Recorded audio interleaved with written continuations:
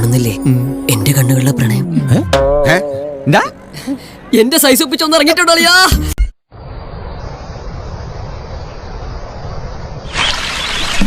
അയ്യോ, എന്താ ഇത്? ഏത്? ഇത്രയും വേണ്ടായിരുന്നു.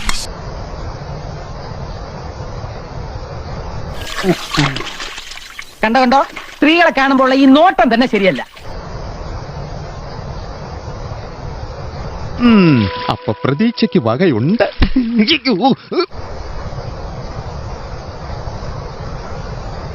ഞാൻ ആരാണെന്ന് നോക്കിയതാ, അത് ഞാൻ നോക്കി പറഞ്ഞുതരാലോ. എങ്ങനെയുണ്ട്? സക്സസ്.